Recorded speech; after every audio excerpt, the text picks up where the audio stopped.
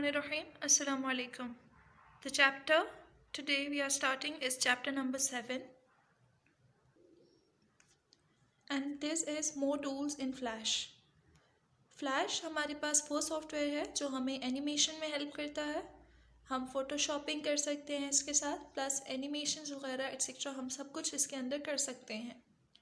हम previous class में कुछ टूल्स के बारे में पढ़ चुके हैं. यहाँ इस चैप्टर में हम बाकी टूल्स के बारे में पढ़ेंगे.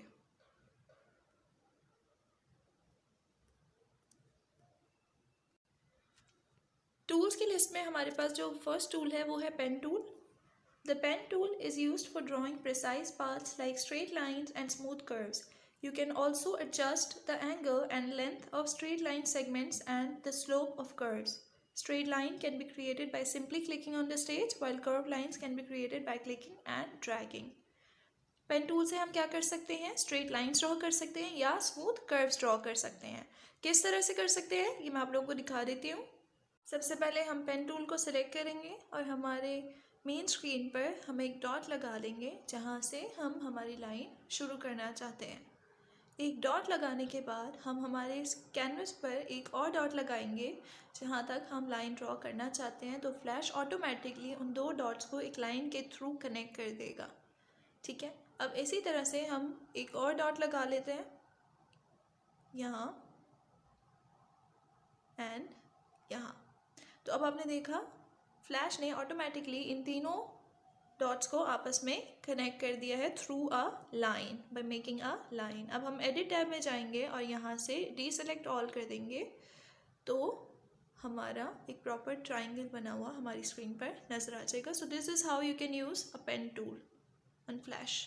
Next is eyedropper tool. Eyedropper tool हमारे पास वो टूल है कि जो हम यूज कर सकते हैं to pick colours from already existing lines या फिगर्स. फॉर एग्जाम्पल अगर हमारे पास कोई एक फिगर बनी हुई है और हमने उसके अंदर एक कलर ऑलरेडी ऐड किया हुआ है और हम चाहते हैं कि हम वो कलर डुप्लीकेट कर लें एक और फिगर में, तो हम आई ड्रॉपर टूल यूज़ करते हैं.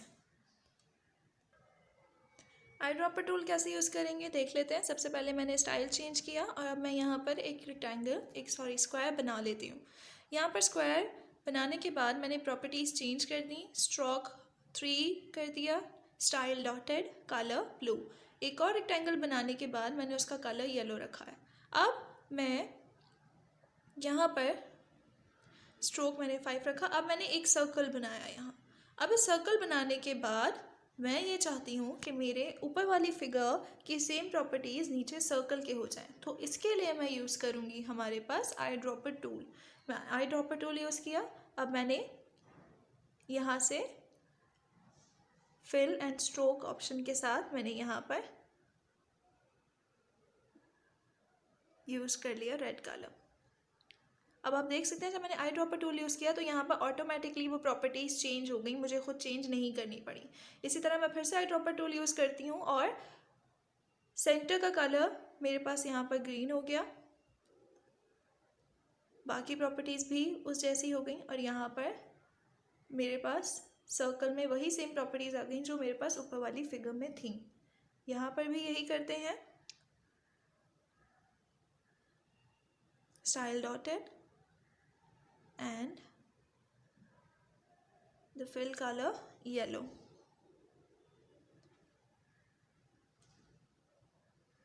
And enter. So this is how you can use the eyedropper tool. Import a picture. हम हमारे मेन स्क्रीन पर टैब्स में जाएंगे, वहाँ से फाइल के ऊपर क्लिक करेंगे एंड फाइल पे क्लिक करने के बाद हमारे पास ऑप्शन आ जाएगा इम्पोर्ट. इम्पोर्ट पे क्लिक करेंगे तो import to stage.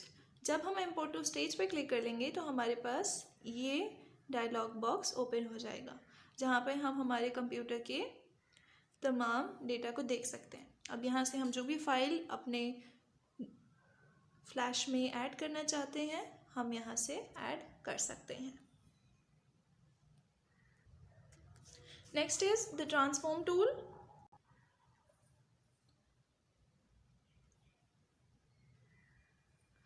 The free transform tool is used to move, rotate or scale an object. To scale an object means to increase or decrease its size. Let us consider an example to understand how to use this tool.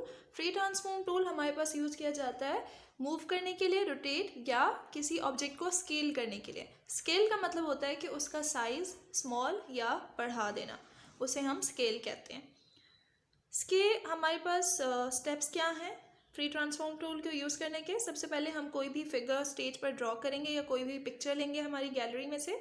उसके बाद हम free transform tool, जो कि हमारे tool box में इस तरह से होता है, ये होता है हमारा फ्री ट्रांसफॉर्म टूल. हम इसे क्लिक करेंगे और उसके बाद हम जैसे जैसे अपना पॉइंटर डिफरेंट पार्ट्स पे अपनी इमेज के ऊपर रखेंगे, हमारा वो पार्ट हमारी पिक्चर का सिलेक्ट होता जाएगा. Next is rotating an object. हम हमारे ऑब्जेक्ट को रोटेट कैसे कर सकते हैं. To rotate the selected object, position the pointer over one of the four corners handles.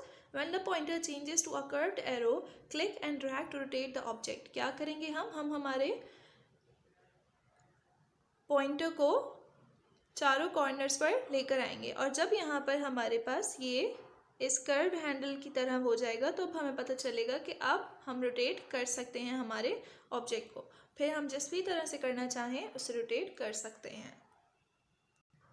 इसके बाद हमारे पास ग्रेडियंट दो तरह के हैं, linear gradient and radial gradient. उससे पहले हमें ये पता होना चाहिए कि हम ग्रेडियंट किसे कहते हैं. ग्रेडियंट आपको इस इमेज में नज़र आ रहा होगा कि डिफरेंट कलर की वेरिएशंस हैं. इन वेरिएशन को, जो डिफरेंट कलर की जो वेरिएशंस हैं हमारे पास, इसे हम ग्रेडियंट कहते हैं. अब ये ग्रेडियंट दो तरह की होती हैं, एक लीनियर यानी कि लाइंस में है और दूसरी रेडियल. ये है हमारे पास रेडियल ग्रेडियंट. आप लोगों को दोनों इमेजेस में फ़र्क नज़र आ रहा होगा.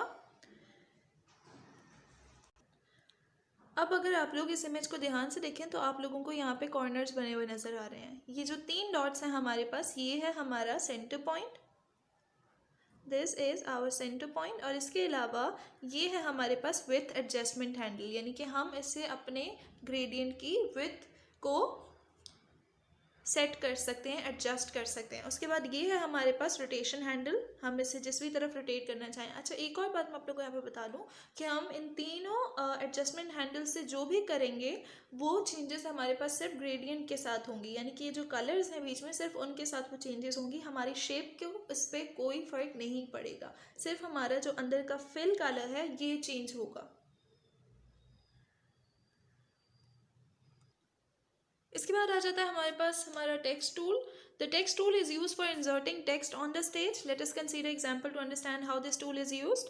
टेक्स्ट टूल हमारे पास, हम हमारी स्टेज पर टेक्स्ट किस तरह से ऐड कर सकते हैं इसलिए यूज़ होता है. सबसे पहले हम टेक्स्ट टूल को सेलेक्ट करेंगे हमारे टूल बार से. उसके बाद हम स्टेज पर क्लिक करेंगे जहाँ पर हम लिखना चाहते हैं और जब हम क्लिक करेंगे हमारे स्टेज पर तो हम ये देखेंगे कि हमारे पास एक ब्लॉक सा बना हुआ आ जाएगा. इस तरह का एक ब्लॉक बना हुआ आ जाएगा और हम जैसे जैसे टाइप करते रहेंगे ये ब्लॉक वाइड होता रहेगा. इस तरह, इस फॉर्म में हम जिस भी तरह अपना टेक्स्ट टाइप करेंगे हमारा ब्लॉक वाइड होता जाएगा. अगर हम नेक्स्ट लाइन पर अपना टेक्स्ट लिखना चाहते हैं तो हम एंटर की प्रेस करेंगे और इसके बाद नेक्स्ट लाइन से लिखना शुरू कर देंगे.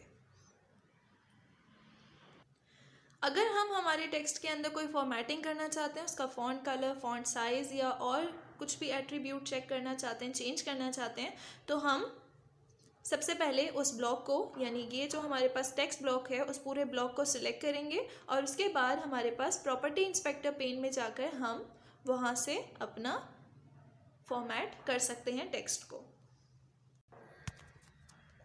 इसके बाद है converting text into basic shapes. हम टेक्स्ट को बेसिक शेप में कैसे चेंज कर सकते हैं. Flash has a unique feature to convert text into a basic shape. You can then reshape a character using the selection tool. You can also fill characters with gradient. However, after converting text to a shape, you can no longer edit it as a text. अगर आपने text को shape में convert कर दिया तो उसके बाद आप उसके अंदर चेंजेस नहीं कर सकते हैं. हम टेक्स्ट को शेप में कैसे चेंज कर सकते हैं, इसके लिए सबसे पहले हम टेक्स्ट सेलेक्ट करेंगे, जो भी हम जिसमें भी हम चेंजेस करना चाहते हैं. टेक्स्ट सेलेक्ट करने के बाद हम हमारे टैब्स में देखेंगे, वहाँ पे हमारे पास एक मॉडिफाई टैब होगा. उस मॉडिफाई टैब को क्लिक करने के बाद हमारे पास एक ऑप्शन आ जाएगा जो कि है ब्रेक अपार्ट. ये ब्रेक अपार्ट ऑप्शन हमारे पास हर सिंगल टेक्स्ट को ब्लॉक्स में चेंज कर देगा। हमारे पास वो टेक्स्ट जो सिंगल ब्लॉक में आ रहा था, हर एक लेटर डिफरेंट ब्लॉक्स में डिवाइड हो जाएगा। अब हमारे पास हर टेक्स्ट का अपना सेपरेट ब्लॉक होगा। इसके बाद हम सिलेक्ट करेंगे मॉडिफाई एंड ब्रेक अपार्ट एक और बार। इसके बाद क्या होगा कि हमारे पास अब जो कैरेक्टर्स हैं वो शेप्स में कन्वर्ट हो चुके होंगे। अब वो हमारे पास टेक्स्ट नहीं रहेगा, बल्कि वो अब हमारे पास शेप्स होंगी। उसके बाद हम अपने स्टेज पर यानी अपनी स्क्रीन पर किसी भी जगह पर क्लिक करेंगे और अब हम इस प्रॉपर टेक्स्ट को जो अब शेप में कन्वर्ट हो चुका है, हम इसके अंदर बाकी शेप्स की तरह चेंजेस कर सकते हैं। हम इसकी लाइन ड्रॉ कर आउटलाइन बना सकते हैं, फिल कर सकते हैं डिफरेंट कलर्स के साथ, ग्रेडियंट फिल कलर्स के साथ, जैसे भी हम उसके साथ, जैसे हम अपनी शेप्स के साथ चेंजेस करते हैं वैसे हम अपने टेक्स्ट के साथ भी चेंजेस कर सकते हैं। This is it. Open up page number 111 so we can do the exercise of this chapter. For 111 we have fill in the blanks first. Symbols are stored in the library folder in a flash document. An occurrence of a symbol on the stage is called an instance. You have to drag a corner handle to scale the object both horizontally and vertically. The dash property. The property inspector is used to set the text properties. You can add simple animations using timeline effects. On page number 112, we have choose the correct answers. The break apart option is available on clicking the dash menu, modify. You can apply timeline effects to drawing object, picture, symbol, all of these. Fade in, fade out, and explode are examples of timeline effects. The keyboard shortcut to break apart a grouped object is Ctrl+B. When you draw an object, Flash creates which of the following objects? Outline and fill. To change the transparency in the inspector pane, click the drop down menu arrow of the color option and choose alpha. The free transform tool can be used for which of the following purposes? Move, rotate, scale, all of these. The import option is available in the dash menu, file menu. Take care. Allah Hafiz.